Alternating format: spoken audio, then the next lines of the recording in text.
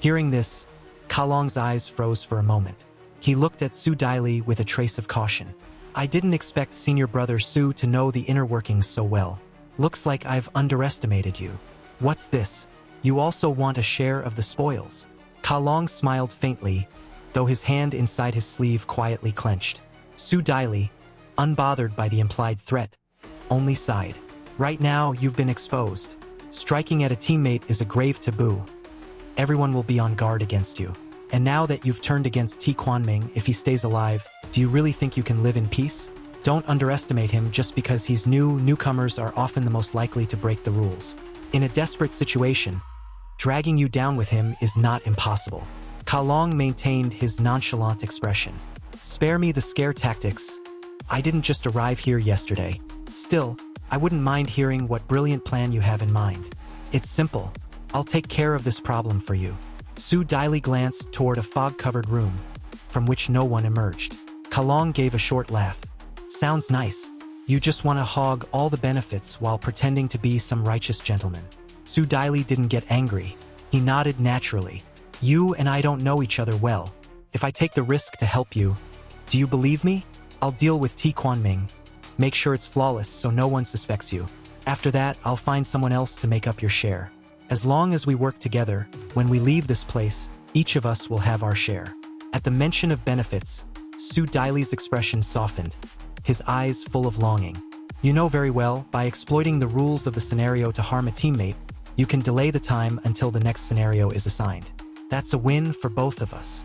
Kalong weighed the pros and cons, realizing that Su Daili was indeed the best partner he could find. How can I trust you? I don't mind, it's just a proposal. You can refuse. Su Daili shrugged. I could always go to Guang Hongyi. His aura is quite unusual, he might even be with the other side. And that newcomer, Suashi, isn't bad either. Kalong suddenly smiled, extended his hand, and his demeanor shifted completely. Since senior brother Su values me, of course I'm willing to cooperate. Su Daili also smiled, gripping Kalong's hand tightly. I knew brother Ka was a reasonable man. Why else would I choose you? But today we've already alerted the snake. Even if Ti Quanming is a fool, he'll be on his guard. What's your plan now? Next, we'll go to Jingyi Hall. Master Feng has prepared paper effigies as substitutes for us. There are many rumors about them, but to make one work, you have to cut your middle finger and dab blood on the effigy's forehead. This is called recognizing the master. There's also one major taboo. A paper effigy must never have its eyes dotted in. Kalong seemed to grasp the idea.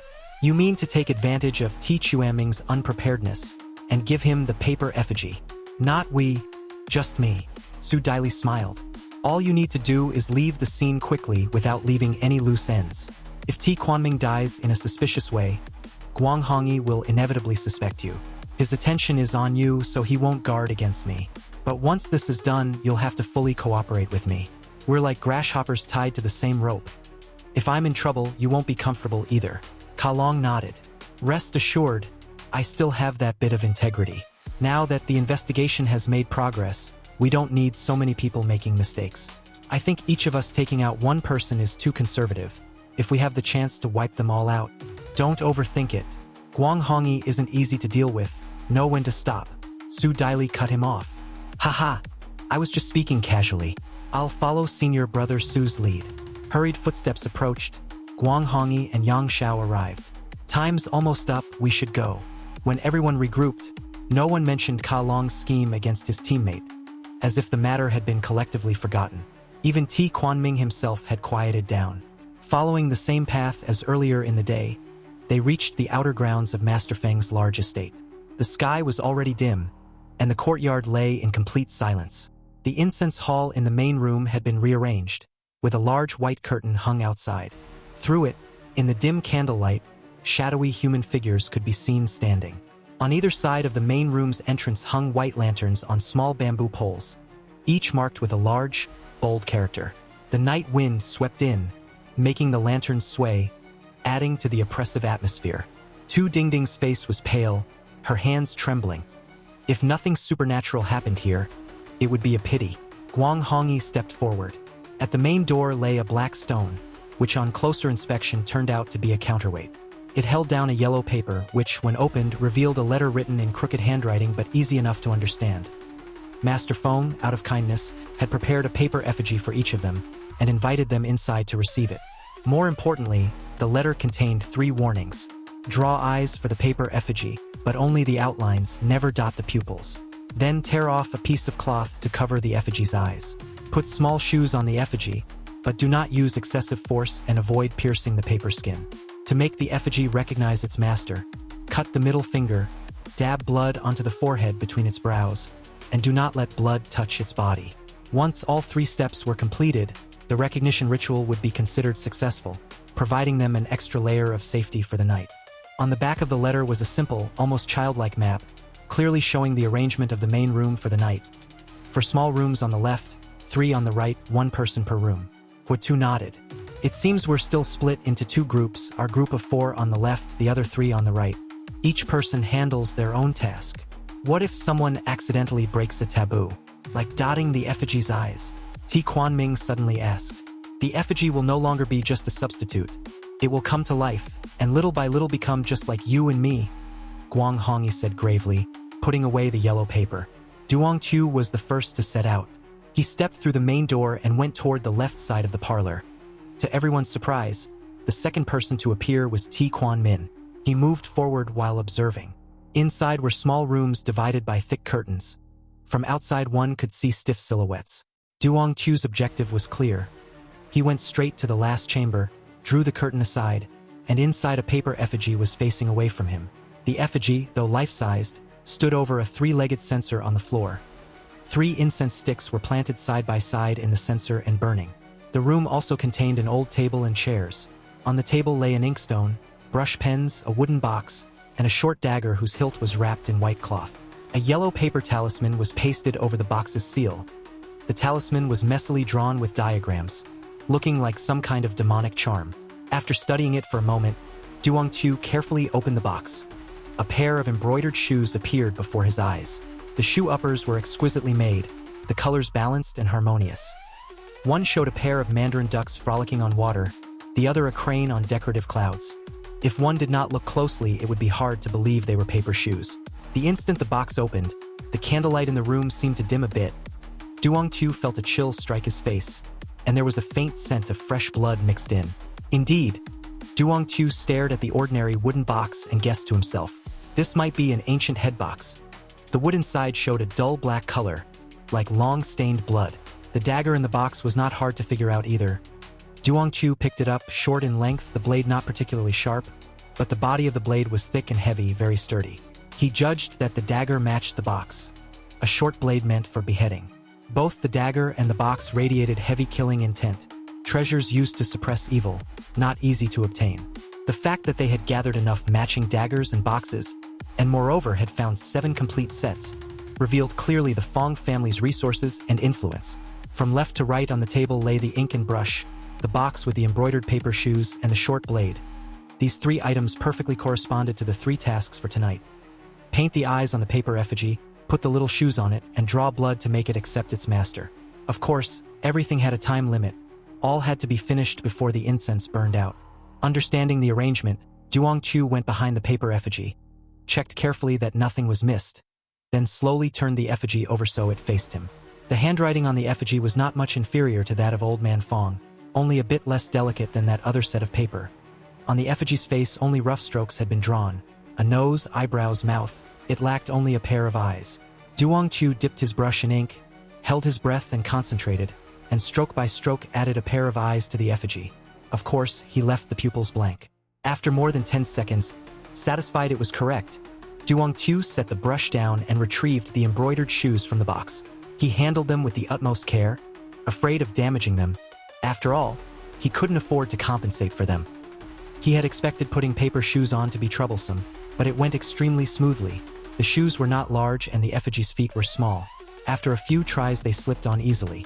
Although the shoes did not distinguish left from right, Duong Tu still followed the order in the box and put one on each small foot of the effigy. He exhaled and glanced at the short blade on the table. This was the final task. Once the effigy accepted its master, everything would be complete. He murmured prayers. May the Bodhisattva protect me. May the jade-pure origin of water, Heavenly Lord, protect me. Aman.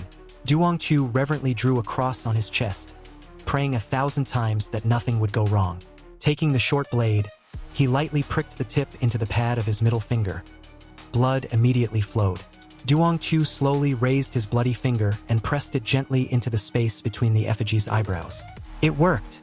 The moment the fingertips' blood left a print on the effigy's face, Duong Chu felt a very peculiar sensation, as if the paper effigy had become a part of his own body. He then tore a piece of cloth from his clothing, gently wrapped it over the effigy's eyes, and finally tied a very particular bow at the back of its head. Confirming everything was correct, the task was complete.